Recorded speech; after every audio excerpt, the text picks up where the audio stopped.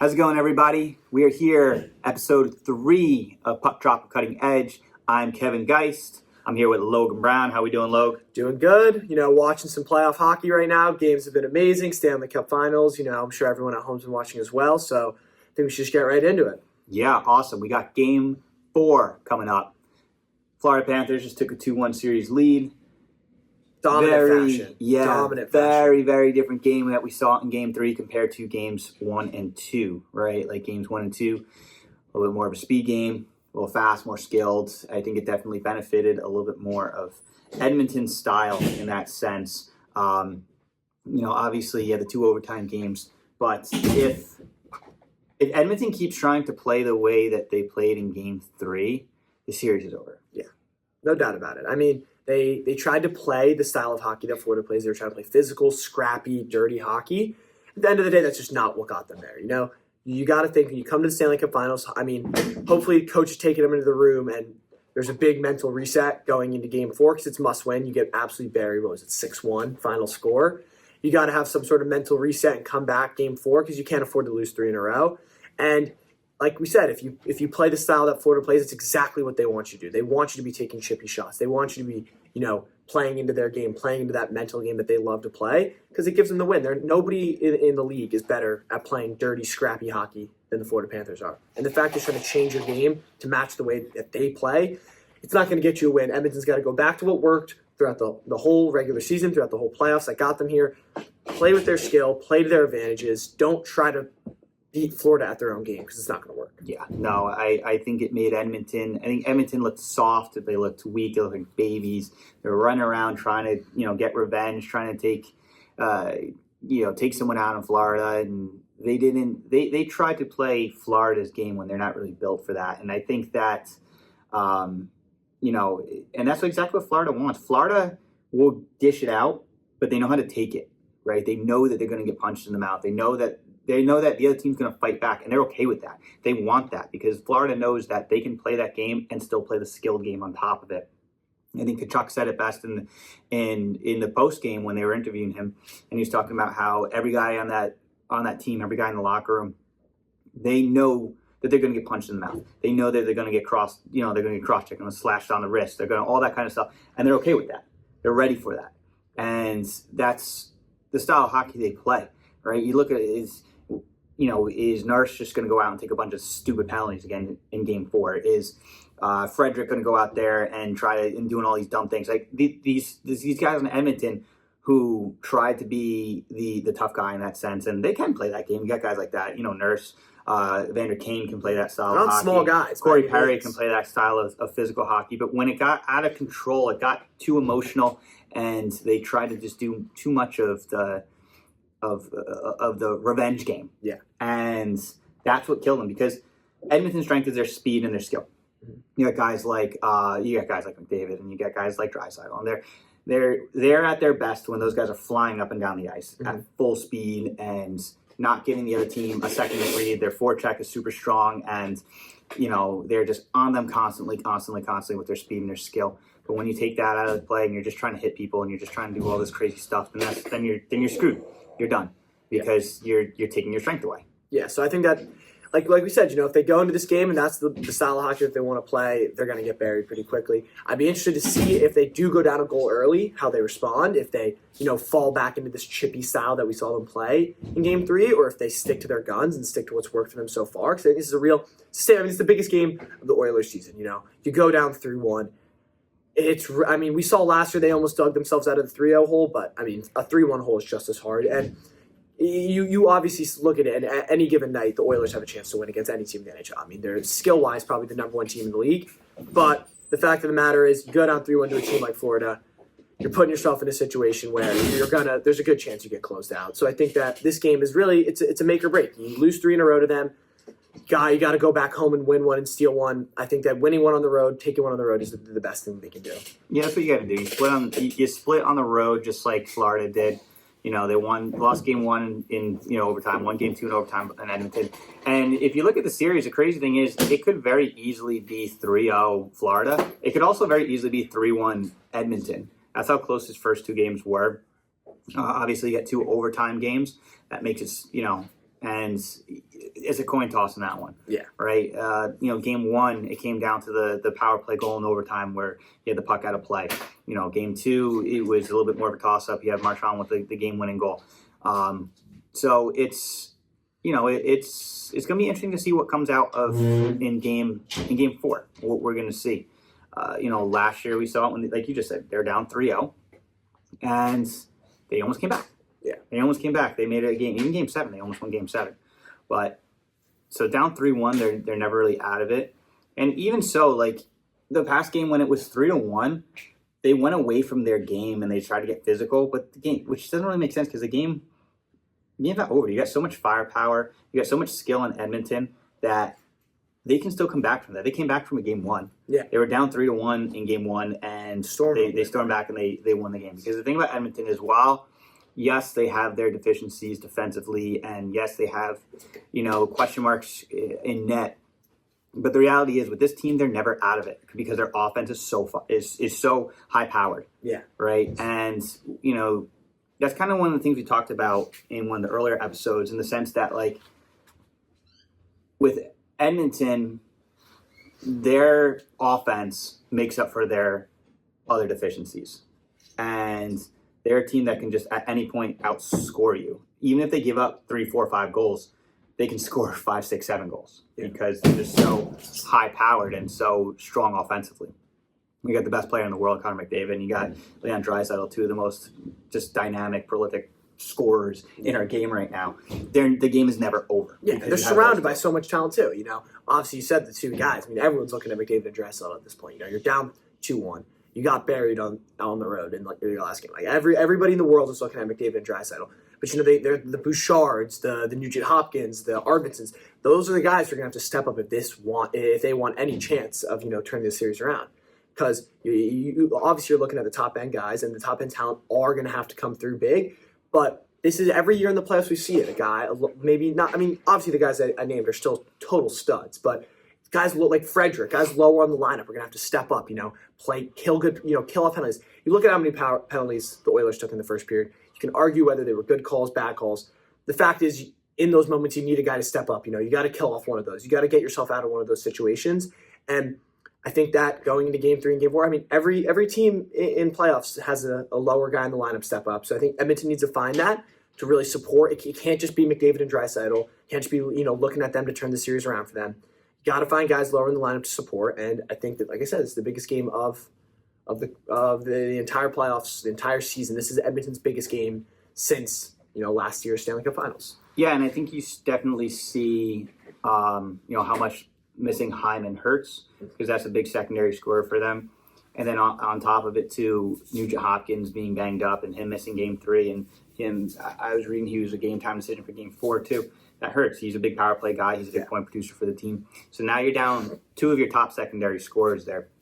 But the crazy thing, when you look over at Florida, I absolutely love the way Florida plays. They are awesome. They are so much fun to watch. They're just a bunch of goons, and they go out there and they have a ton of skill, and they go out there and they impose their will, and they just go out there and they beat the crap out of you and laugh in your face and score a bunch of goals. And the crazy thing about this series too so far is it's not their stars who are winning the games, right? I don't even recognize Barkov on the ice half the time. Kachuk, he hasn't done much.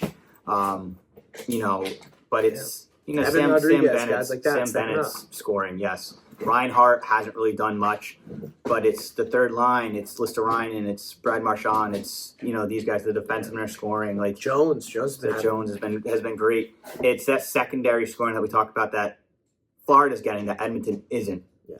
And look, at the end of the playoffs, you'll see the reports that'll come out of who's playing with broken ribs, who's playing with torn ligaments, who's playing with all this. Like, it's crazy. Who knows what these guys are dealing with? Like, Barkov is probably hurt. Like, Kachuk is definitely hurt. He had the rib injury or something like that that was bothering him. I remember from the Four Nations.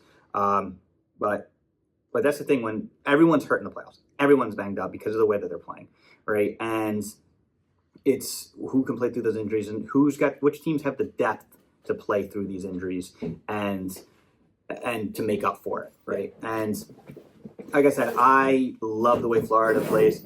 I would kill for a guy like Bennett on my team, Kachuk, and Marchand. Like, those are guys that you hate when they're on the other team, but you love when they're on your team. Yeah. And as a guy who's a fan, who's got no horse in the race, right? I could care less between these two teams. I'm a Rangers fan, but man, I love watching this Florida team. Yeah. Like, you're lying to yourself if you say you don't love to watch. Like, that was. I like at the end of the day, where you say you hate them, you say they're rats, you say you don't like how they play.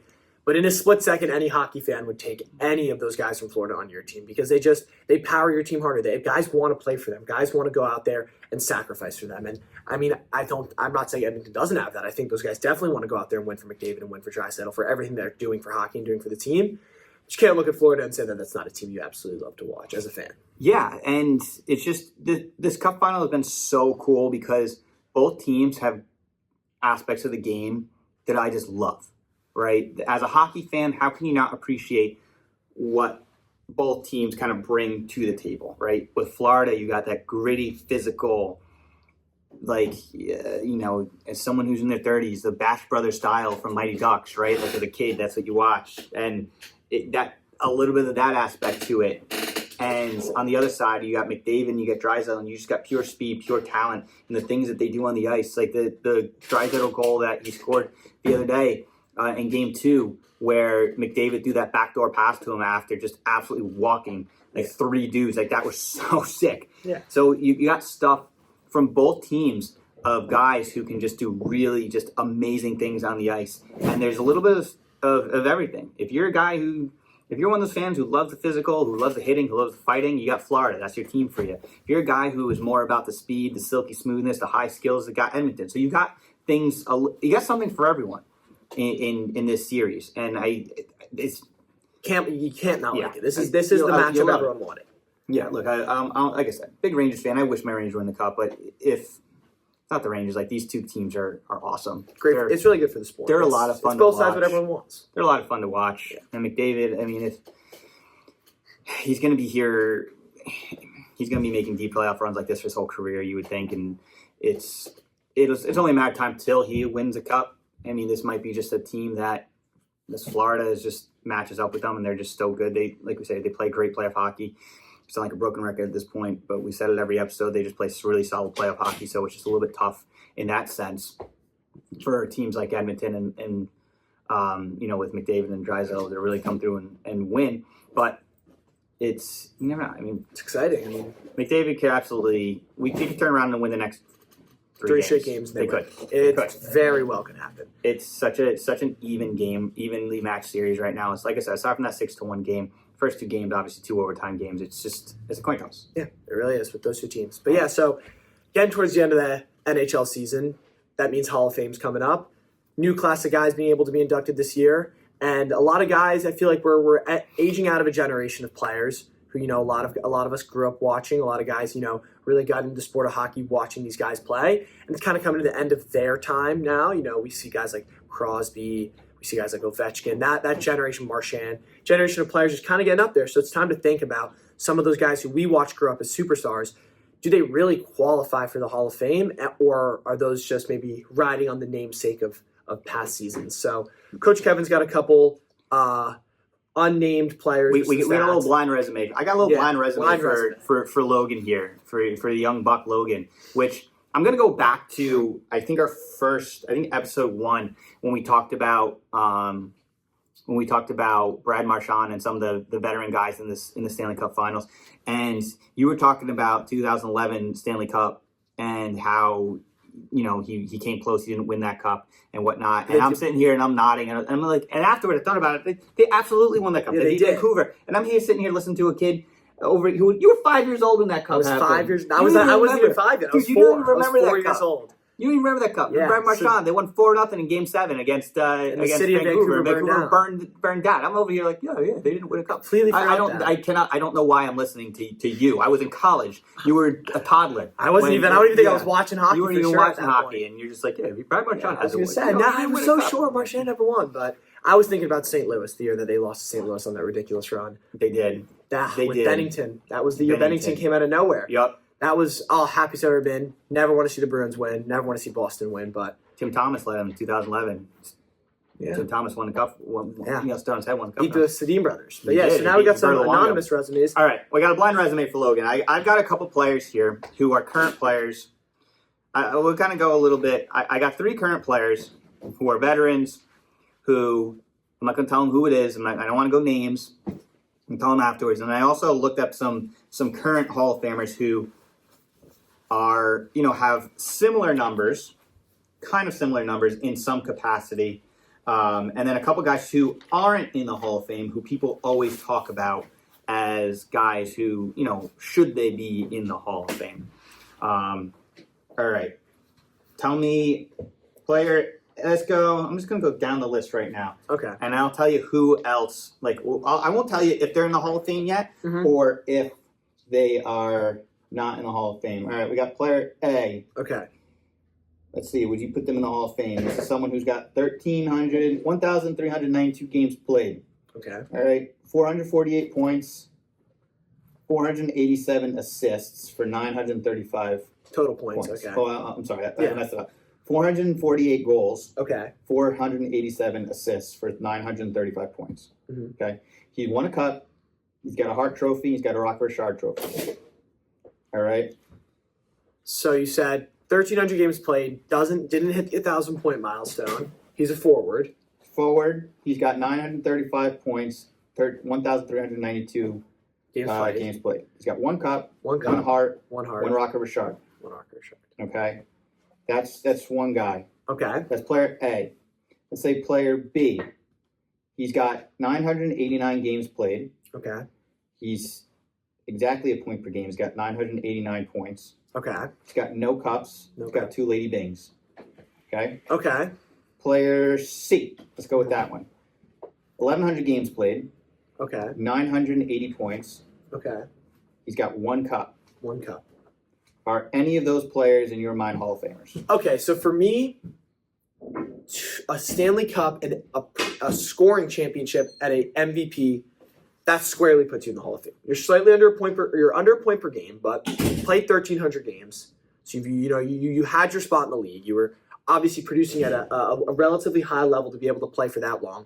And the fact that you won a most valuable player award, a Stanley Cup, and a scoring championship, I think that would put you in the Hall of Fame. So I think for me, player A, definitely. Okay, player A is in the Hall of Fame. All right, what about player B? Player B. So just remind me of his. Player B was at less than 1,000 games played. He's 989. With 989 points. Yep, 989 exactly point per game. 989 games, 989 points. He had 402 goals, 587 assists. He won 2 Lady Bings, no cups, and that was it. It gets iffy with the Lady Bing because the Lady Bing, while it is a personal award, it really doesn't have much to do with your on-ice production. It's a sportsmanship award. So the lack of personal awards, the lack of team awards, it makes it hard because the point per game. Point per game in the NHL is a ridiculous accomplishment. There's so many guys in the Hall who couldn't do that, but the point per game, for me, a point per game alone, I don't know if that's enough to justify being in the Hall of Fame, just because I feel like you need a point per game, you need some sort of individual success.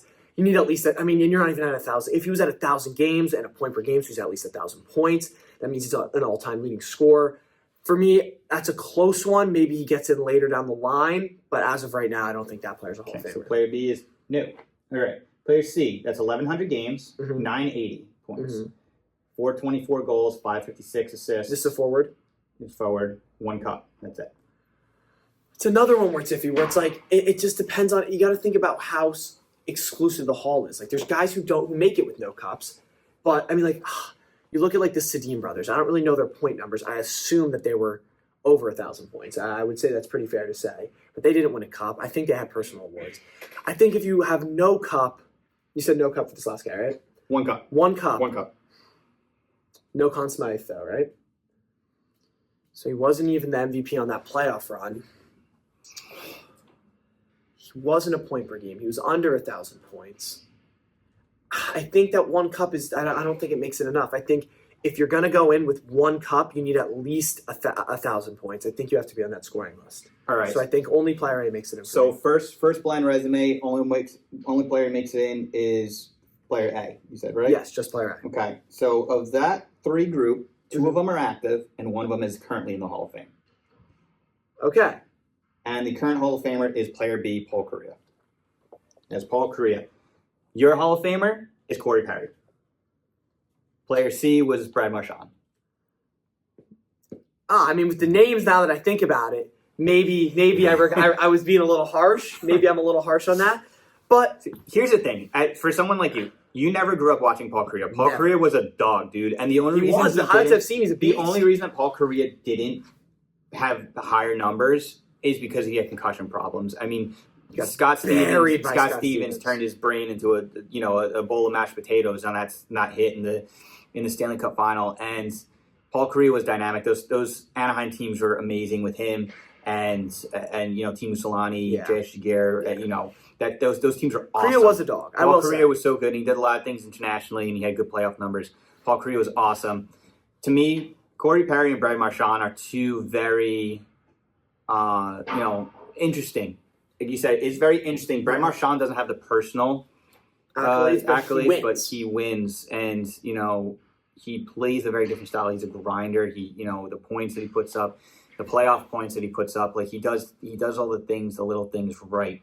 And then Corey Perry, kind of same style, but he's, is he a merchant of just games played, right? Like, is he because he's played a ton of games? I think we forget how good he was on Anaheim, though. I mean, he was very good. He was a rookie. Was he not a rookie when they won?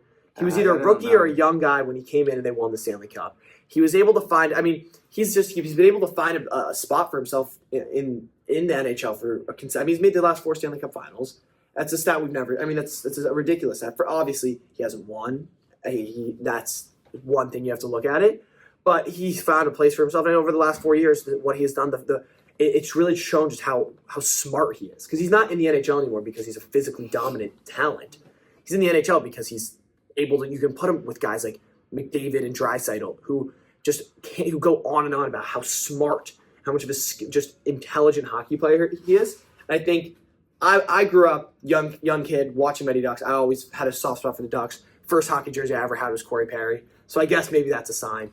But yeah. I love the way that he plays, and I'll stand with that. I think all time. I think Corey. Yeah, I mean, I think Corey Perry and Marchand are two very similar, very polarized.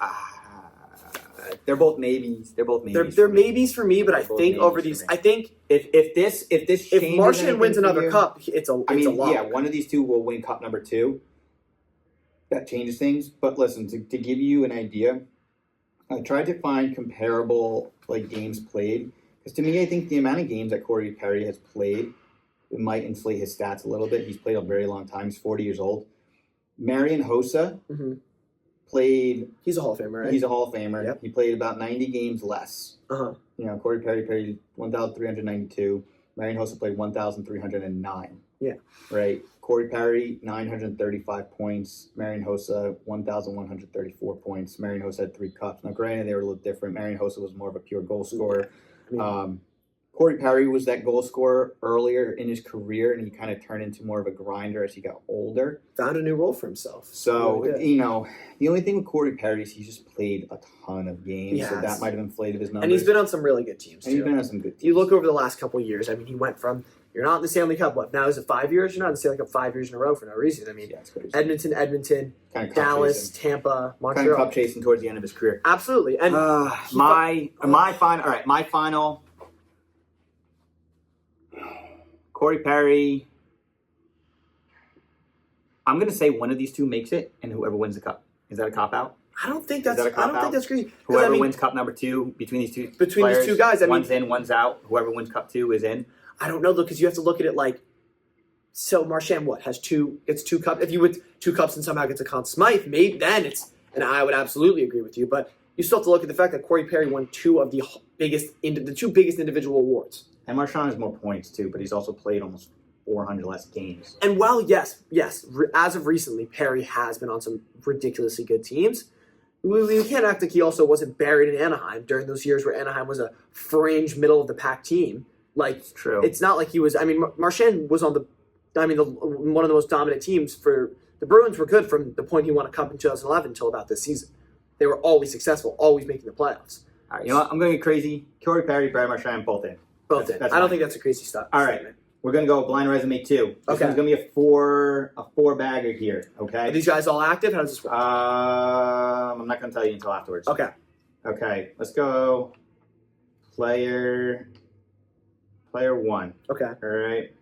He's got 1,192 games played, Okay.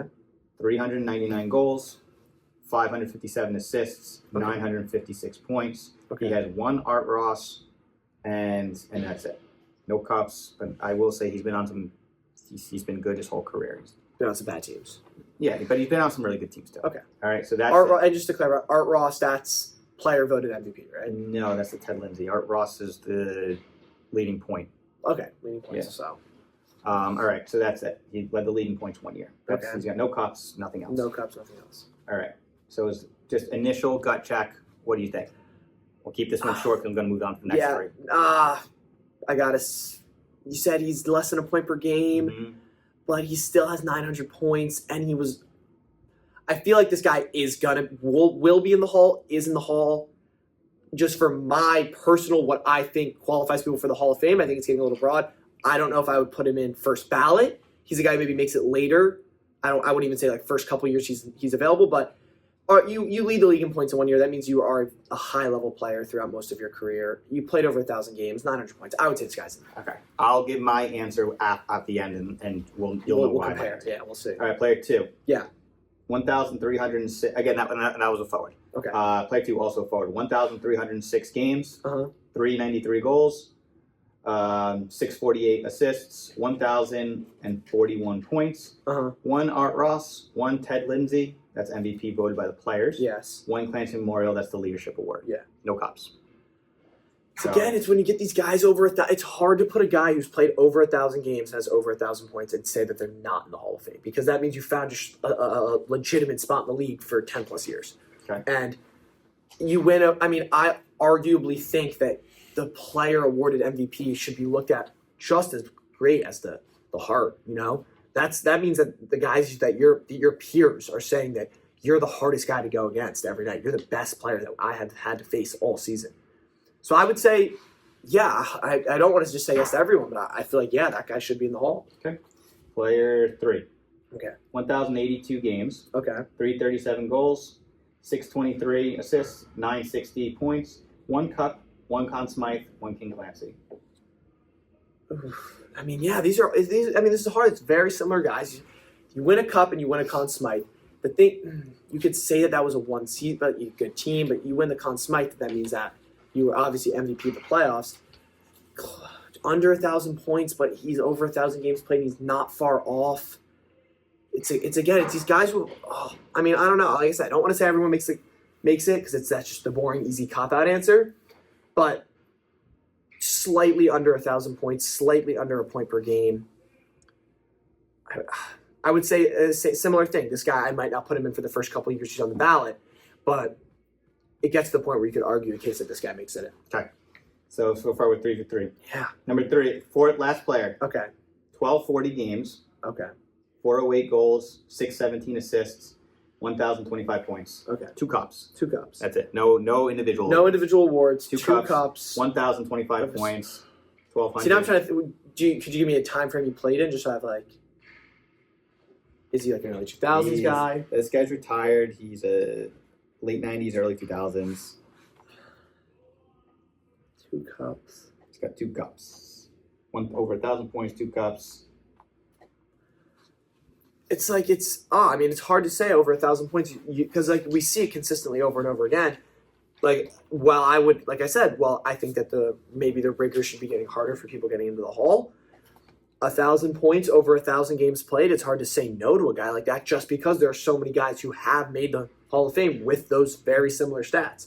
So while I don't know if all those guys should be in the Hall of Fame, it's hard to say no to a guy like that. 2 cups is I think that draws it over the line for sure for me. I would definitely put him in on the first couple ballots just because you're over. Like I said, there's some boxes you got to check. Over 1,000 games played, over 1,000 points, and you have 2 cups. That puts you in the Hall of Fame. All right, so we're 4 for 4. Yeah, I will tell you hate right that I now, went 4 for 4. we have one of those 4 guys are in the Hall of Fame, Okay. and that's player 2. That's the one with 1,300 points, 1,300 games played. The Art Ross, Ted Lindsay, Clancy Memorial, 1,041 points. Okay. And that's Daniel Sedin. Yeah, that All 100%. right, so he is in the Hall of Fame, and that's where now I turn around. If he's in the Hall of Fame, to me, players 3 and 4 should be in the Hall of Fame. Okay. Those are two guys. Now these two guys are retired. Okay. They are not in the Hall of Fame currently. Okay. But I think they will be, and I think they should be, and that's Henrik Zetterberg and Patrick Elias. Yes. Those are two guys. So Zetterberg was player 3. He's the one with the Conn Smythe, the Cup, the King Clancy. He's played, 1,082 games, 960 points. Yeah. So right there. Okay. And then you have Patrick Elias, 1,240 games played. He's got 2 cups, 1,025 points. To me, he's got less games played. He's got more points. No, sorry. He's got a few less points than Daniel Sedin. He doesn't have the individual awards, but he's got 2 cups. Yeah. You can kind of compare him a little bit to Hossa in the sense of like 100 less points, but he's also played almost 100 less games. And 1 less cup. To me, Hossa, Hossa was great. Hossa was great. He was great. Patrick Elias, to me, I think Elias should be in the Hall of Fame. I think Zetterberg should be in the Hall of Fame. I think Zetterberg will be in the Hall of Fame. And then that goes back to player 1. Like I said, you like the numbers and all that with all those games. If you're not going to put Elias and Zetterberg in, you can't put player 1 in. Yeah. And because player 1, he's got no cups. He only has an Art Ross. That's Jamie Benn. See, now thinking about it like that, I don't know if I would. I wouldn't put Jamie Benn. I don't know if I would put Jamie Benn. I don't know if I would. But he's got good numbers. And now, let's flip that back, right? Brad Marchand. Less games played than Zetterberg. No, sorry. He's got 18 more games played than Zetterberg. Mm-hmm. And he's got 20 more points than Zetterberg. Then Marchand has to get He's got if 1 cup. Zetterberg in. He's got 1 cup, but he doesn't have the Conn Smythe. If you get 2 cups in the Conn Smythe, if he even just gets 2 cups. If he gets 2 cups, he's in. He's in. If you're going to put Zetterberg, if you put Zetterberg in, then you're putting, then you got to put Brad Marchand in. I agree. Right? 100%. So it's interesting. There's a bunch of those players right now. Fringe guys. Lots of fringe guys. Zetterberg, I think, deserves to be in the Hall of Fame. I think Patrick Elias deserves to be in the Hall of Fame. Yeah. Zetterberg is part of those just great Detroit Red Wing teams. Of my youth. Yeah. Growing up in middle school and high school, those teams were fantastic. And then even Patrick Elias. Like Patrick Elias was the face of the Devils for those cup. When they made the cup runs. He was in the early 2000s. He was their top offensive player. Yes, they lived by their defense and goaltending. Brodeur and Scott Stevens, Niedermeyer. Their defense was amazing. The goals had to come from somewhere. Their defense was amazing, and they played the trap. And they were just a shutdown defensive team with great goaltending. But Elias was their goal scorer. And I don't know. If you're gonna put some of the guys, if Daniel Sedin's in the Hall of Fame, Zetterberg and Elias should be in the Hall of Fame. 100%, I agree. I mean, they've won the biggest game. Sedin had an opportunity. I mean, obviously, yes, the Sedin twins were fantastic too, but they didn't. They're both in the Hall of Fame, but they didn't win any cups. So I think point wise, yes. What am I saying that Zetterberg and Elias are better players than the Sedins? No, that's not what I'm trying to say. But I'm not saying I'm certainly not saying it's far off. It might be. I'm saying you can make the argument for it, and if you can make the argument for a guy being on better than somebody else, and that guy's in the Hall, then chances are they should both be in the Hall. They should. So I think yes, I think you're right. I think if you have Sedin in the Hall, you got to have Elias, and you got to have. There are quite a few players who aren't in the Hall of Fame who should be in the Hall of Fame. Yeah. So I don't know. I mean, Alexander McGillney is another guy who should be in the Hall of Fame. He won it. He's got some great numbers. He's that great debate all the time. But he's another guy too. If you put him in, like guys like Zetterberg and guys like Elias, like Brad Marchand, the numbers aren't really that far off. They're not that far off. So you got to put them all in. Put them all in. It's like the Hall of Fame, not the Hall of Really Good. So it's I don't know. It's a hard situation. I mean, you got to find where to draw the line because when you, like you said, you set a precedent. It's just like anything in life. When you set the precedent that guys with certain stats and guys with certain, I mean, I guess, and maybe too, what we don't think about is also the effect they had on the game. A guy like Corey Perry winning in a place like Anaheim that had never really, that could you argue that a cup in Anaheim with a team, a new, younger, came in as a young first, second year guy winning that cup? Do you argue that is a more impressive accomplishment than, somebody, Marchand being on a team with a lot of older veteran guys and winning a cup there? Like Perry was the guy when he won in Anaheim. Him and Getzlaff. I mean, you had Niedermeyer, you had a good goaltending there, but he was their guy. Like that was their go-to guy. Marchand obviously was a key piece in 2011, but was he the guy? Did he have the same impact on the team that Perry did? Like, Yeah, I think part of it is definitely the storyline of the team. Like part of it is the other thing too is international play. I mean, Canada wins everything though. Zetterberg won. Zetterberg's got a gold medal. Does with Sweden.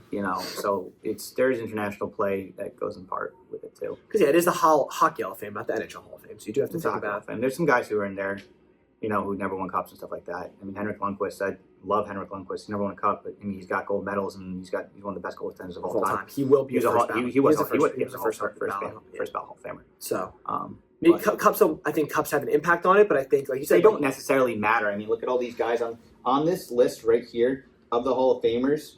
Only 2 of the Hall of Famers have cups.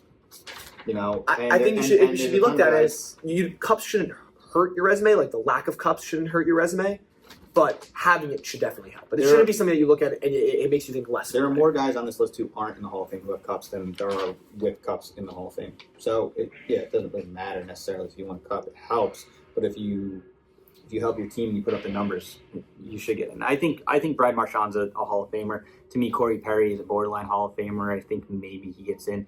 Zetterberg and Elias, I think, should get in. Absolutely. Jamie Benn, he's no on my list unless he somehow wins a cup. Then even so, I don't think Jamie Benn makes it. I don't think Jamie Benn's a Hall of Famer. I don't think he makes it. But yeah. All right. So that was fun. We got this was episode 3.